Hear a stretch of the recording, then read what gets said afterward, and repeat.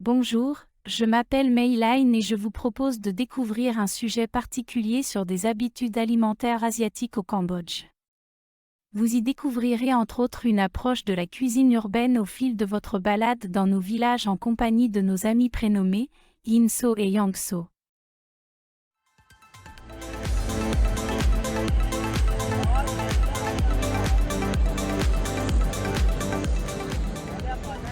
Regarde, Yangso, nous sommes arrivés sur la terre de ta famille, le Cambodge. Oui, je connais. Yangso, veux-tu bien m'accompagner au marché? Nous avons beaucoup de sites à visiter, mais il nous faut d'abord penser à chercher de quoi nous nourrir. Arrête de jouer, veux-tu manger des œufs? Bah si vous demandez. Mais je ne demande jamais. Bon, Nous pouvons souvent dénicher des particularités culinaires en parcourant les rues des villages que nous sillonnons, comme ici, où nous découvrons une des friandises locales, des œufs noirs. En fait, il s'agit d'un œuf qui a été partiellement couvé et donc avec un fœtus présent à l'intérieur. Il est cuit à ébullition pendant 20 minutes. Il se déguste comme un œuf à la coque. oh yeah. Qu'est-ce que c'est chaud? Non, on voit pas ce que c'est. Parce que c'est très noir. C'est hop. Là.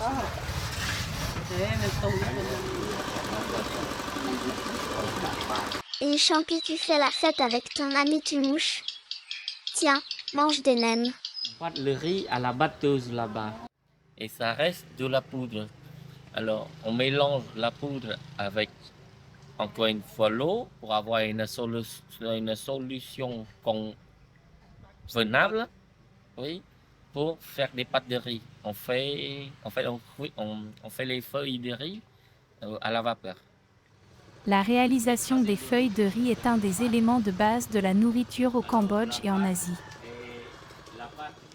Il faut savoir que cette tradition fait appel à énormément d'étapes de dur labeur allant de la plantation des germes à la récolte, passant ensuite à la transformation en poudre de riz, élément principal de cette préparation. Après, c'est la cuisson, présentée ici et ensuite le séchage. C'est un travail de toute la famille des plus jeunes aux plus âgés sans exception et dont les efforts sont très mal récompensés, car il faut produire 100 feuilles de riz pour obtenir $1 de revenus.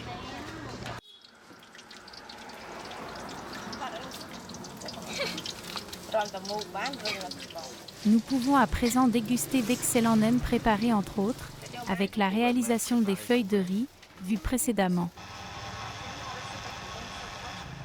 Parmi les curiosités incontournables asiatiques, il y a les différents marchés, couverts ou non, présents dans les villes et villages de moyenne importance.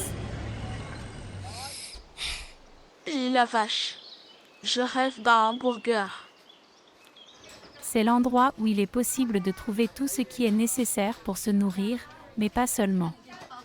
De plus, l'on y rencontre des situations et des positions parfois très surprenantes, voire burlesques, de certaines commerçantes qui ne seraient pas acceptées dans nos régions occidentales. Attends-moi. Je sais que tu aimes les bananes. Les Cambodgiens sont également très friands de bananes, qui font partie de leurs aliments de base.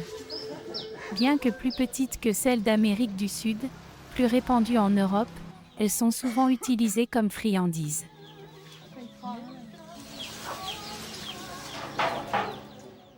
Elles sont coupées très finement en lamelles séchées au creuset ou sur des étals au soleil. Elles font également partie des paniers d'offrandes pour les cérémonies dédiées aux défunts.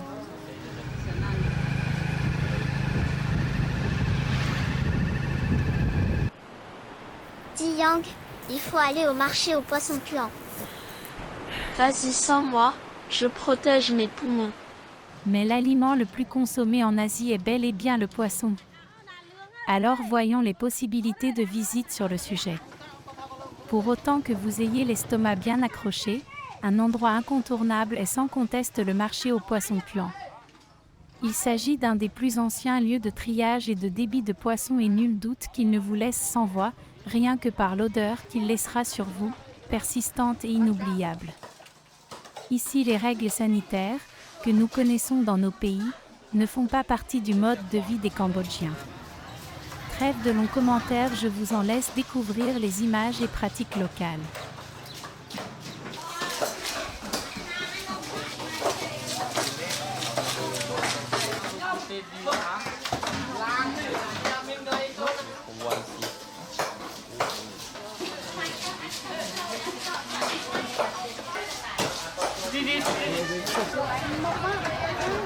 Nous voilà déjà arrivés au terme de cette escapade, qui je l'espère vous aura donné quelques suggestions pour votre prochain repas. Je vous souhaite de tout cœur un bon appétit. Peux-tu m'aider à ranger? Non, je suis attendue au club.